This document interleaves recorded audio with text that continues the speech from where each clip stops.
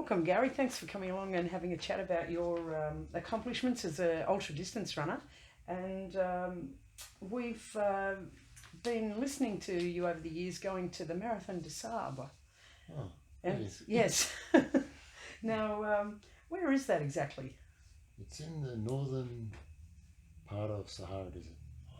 We land in Casablanca, Morocco, Yep. Morocco, and then we bus down or fly down to a place called Ouazzazate, and then we bus out to the desert from there. So that is that. Is there a bit of English along the way there, or have you had to learn another language? No, there's plenty of English in Morocco. Yeah. Okay. Good. The people who run the actual race are French. Okay. They speak French, but a lot of them speak English as well. So most of the time, is the race in French and English instructions, or you get an English booklet, or? Yeah, we get an English booklet, and Patrick, he's the guy who actually owns the race, runs the race. He'll speak at every day. There's a start, and he'll get up there and carry on, but in French. Yeah. And then at Tony Talk, he'll just speak 5 minutes, and where Patrick's spoken for half an hour. So it's not like the Olympics where they say it all in French and then they say it all in English. No. The other guy shortcuts it and just says, "This week I do, boys," and that's it. Yeah. There you go. So speaking about what you've got to do, it's 6 stages. We were talking. Yes. Yep. So is it a day for each stage? Is that how they work it? First 3 days, every year is the course is different and the distance is different. Okay. So the first 3 days, a majority around 25 to 33, maybe 35. Yeah. Just every day is different. And then day 4 is always a long day, a long stage, which can be up to, well, this year it was 75k. Wow. Okay. But sometimes at 90. And then you have 2 days to do it, so it's no drama. So do you return, is it like a Tour de France where you go and you start at a different place each day, or do you have a tent or? It's called a bivouac. Yeah. It's like a big, where there's all tents there, or lean-tos, and but they move it every day, so. And that's sounds good because they're moving it. You don't actually have to carry what you're sleeping in. No. But you do have to carry a fair bit of gear. Yes, we have to carry all our food, sleeping bag, roll mat, and they supply water for 6 days. So water must be a pretty incredible part of this. What's your temperature during the day? This year it was quite cool, but it can get up to 45. So, and then quite cold. Do you run? Do they try and avoid the hot parts of the day? Do you start early? No, we start at 9 o'clock. Nice and civil. Yes, exactly. I think they do actually do that because it's televised in France. Oh wow! So they have to wait a bit longer so the people get out of bed. Get the right. Didn't they hear about delayed forecasting? No. It's all live. So. Oh, that's a bit of a well. Anyway, it's good on the one hand you get to sleep in, if you like sleeping in. That is. Well, no, because the Berbers who actually pack the tent down, the camp down. They come around at 6 o'clock and start pulling your tent to bits. So the thing is, you must have to drink a fair bit of water. Oh yeah, but we're given 1.5 litres in the morning, and then every checkpoint there's 1.5 litres or 3 litres if you want it. Yeah. So, and you've been fairly. I mean, how many times have you done the race now? This year was my 4th time. 4th. So you're pretty savvy on how much water you think you need.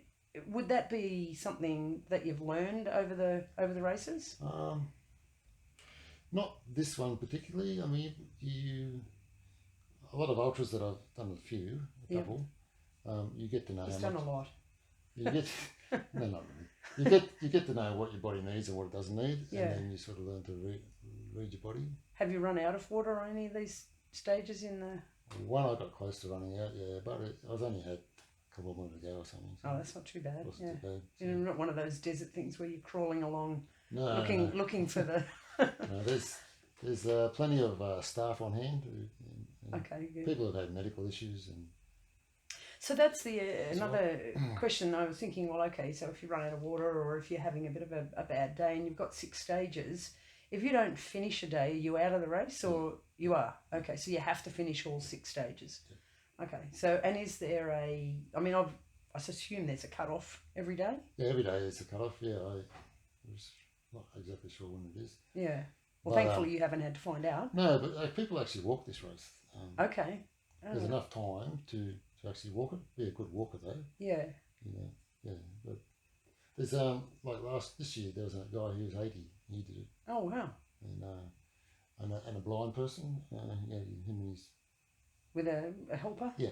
Oh great, that's fantastic. And I assume, but you said it goes to different places, and my vision of this is it's pretty barren countryside. So, not so maybe. Yeah. This year was reasonably barren. We sort of hit a few on the edges of a few towns, and come across one place that was like an oasis. There's palm trees and oh really? Yeah, but then other places that wasn't your campsite for the night. Oh no. Then other places, other times, it's like out the back of Alice Springs. So I guess the overriding question is, you've been there 4 times, so you obviously either like doing it or you've got a compulsive disorder. Yeah. What attracted you to the race? My ma from Travelling Fit, 2012 we did it the first time. Yeah. And she said, she said, if I'm doing it, you have to do it. I said, oh, okay. She's pretty bossy. Anyway, it was a challenge. It was something different to do than just 100 miles or 100 k's.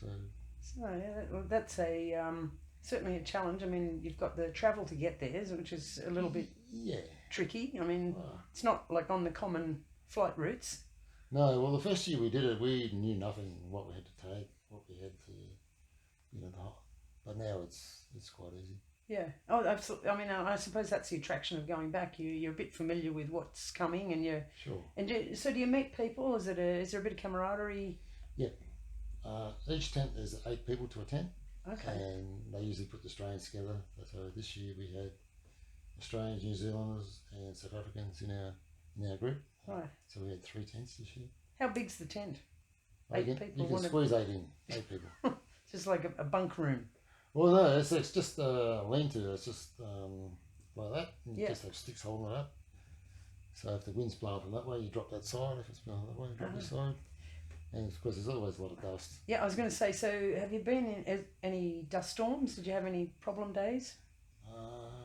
First year we did, it was quite dusty, but we didn't have to stop. And then one night, it was just blue all night. So we had dust up our nose, ears, everywhere we could find it, it was there. Yeah. In our food, it was okay. It was part of the journey. And so once again, back to what you carry, and you say food, do you have to carry your 6 days worth of food, or do you have drop stations? We have to carry everything for 6 days. Wow, okay. And we have to have a minimum of 2,000 calories per day. Okay. Is that enough? Probably not. Yeah, no. I was thinking of what 2,000 without the run. No, they reckon 2.5, 3 maybe, but so you come out a bit skinnier. So you cook your whole, do you cook or you just go dry? Well, we use the freeze-dried food. Yeah. So if we're too lazy, we just add the water and sit for a while. But we have a little camp stove that we can put and you carry the camp stove as well? Yeah, it's only this big. Yeah. So it's not really. But some people don't carry that. They just have it. And there's no shops on the way? You can't drop off and buy a snack bar or a Coke or something? No, it's just desert.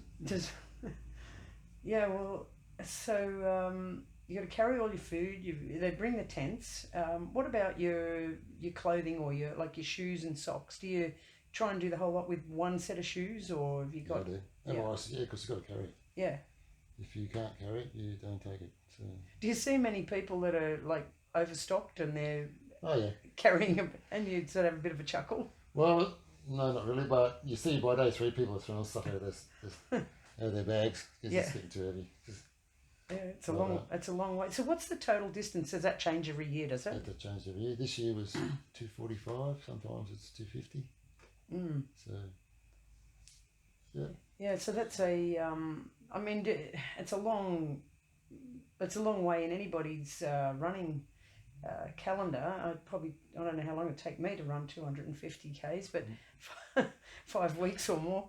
What's your training regime for that? quite a bit of sand, quite a few trail running. Yep. And a little bit of speed work, but not much. So you got, and a bit of walking too, like. Okay. Yeah, and a bit of upper body strength building. Sure, for carrying the gear and that. Yeah. Do you use poles, trekking? I don't, but a lot of people do. Mm. So in the actual terrain, I mean, are there sand hills, or is it actually rocky, hard surface occasions? all the above. Yeah. Okay. So the poles. I mean, what would be the highest climb that you'd have to do during the race? Good question. That I don't know. Probably 300 meters. I mean, like something probably, like yeah, that. because it's quite steep in places. Okay, Yeah. I mean, we desert, sand, flat, you sort of think. But when you see on the movies, there are those big rolling hills, aren't there? Yep. Yeah. And some of them are rocks and some of them are sand. So. Yeah, sure. So when do you get to a set of rocks that you go, oh, thank goodness I've got a firm footing for a few minutes? Well, when you get to the hill, thank goodness I can walk now. Yeah. Do you put a bit of plastic and slide down some of the sand hills? No. No. Well, some of the sand hills actually have rocks hidden inside. Oh no, that would be a sand. So yeah. It can be dangerous, but yeah. And so I guess you've like we had a little bit of a quip. You've been in a lot of ultras, and what was your how did you start running, and when did you change over to ultras? I started when my daughter was 10, because she wanted to go in the local fun run, which was Bay to Breakers in those days. Cool. Did she beat you? No, she didn't. and I'd never run before then. I used to look at people run down the road and thinking, what are you doing, man? Yeah. And now I'm doing it myself. So. Yeah. Yeah, anyway, from then on, we started doing fun runs and then 21Ks and then marathons, and just gradually got longer and longer. So did you like the challenge of the distance, or you like the idea of going to a different place, and this is a great way to see it on foot? That's a good way to see it, actually. It's Yeah. a good excuse to go somewhere and see another country or see another part of Australia. Sure, yeah. And so that was 24 years ago, I think. Yeah. Yeah, that's that I started fantastic. running. Yeah. And is this the longest run that you do, the Marathon des Sables? Yeah, in distance, yeah. Yeah. I did. What's the longest, like, continuous one-dayer? You've done the 100-mile? Yeah, I did with G&W, and I did one in Canada called Fat Dog. Okay. Which is 120 mile. Did you have to qualify for any of those races, or do you just put your hand up and say? Usually, you just got to pay the money. Yeah. So, just pay the money and enter. But it's interesting, and I suppose the race organisers have a place for you to drop out if you can't make the distance. But a lot of people would probably not pay the money if they didn't think they could make the distance, I imagine. No, yeah. You can't take it for granted. It's got to take it serious. So what would you say your favourite event? I mean, this is 4 times, but... my favourite event? It's probably... One of my favourites is Great Ocean Walk. Okay, that's a beautiful part of the country. Yeah, and the challenging one is probably Great North Walk, because I've done it a couple of times. So. Very challenging terrain, isn't it? It was, yeah. It's changed now. But particularly after dark. Yes. Have you gotten lost on that? No, but in November, when it used to run in November, that was quite warm at night in the daytime. So thankfully, because I was on the checkpoint and we didn't freeze so much when we were waiting for all the people to come in. Yeah. So that's going to be a new course this year. You're thinking of tackling that one? Probably sweep again now. Maybe if I get asked. Well, sweeping's a good. I'd like to think I've got a sweep coming behind me if I was on any of these ultras. It's a hard job. Yeah. It's a hard job. Trying to encourage. But it's a great job too. So, yeah. So, actually, looking forward then in your career, because you're only a young bloke. Yeah, that's right. Yeah. Yeah, that's right. If you said that fellow was 80 that was in it this year, that gives you quite a stretch of of years coming ahead. What do you see for the future? You're going to go back to this one and clock up a few different ones? Yeah, last year when I did it last year as well, and the chap in the same tent, he was 70, and he's thinking of going back to do it when he's 75. So he said, "Oh, you want to come and do it?" So maybe I'll never say never. But yeah. So that's another 4 years. Yeah. And what about other ones? I mean, there's so many ultras. It's quite popular. Have you been any in New Zealand or? Yeah, I did. What was it called? One down the South Island. Can't think of it now. But anyway, yeah, it was a tough one. A couple of those on the list to tick off in the future. Yeah, and maybe Larapinta. Larapinta's growing in popularity, isn't it? Yeah, so maybe that one.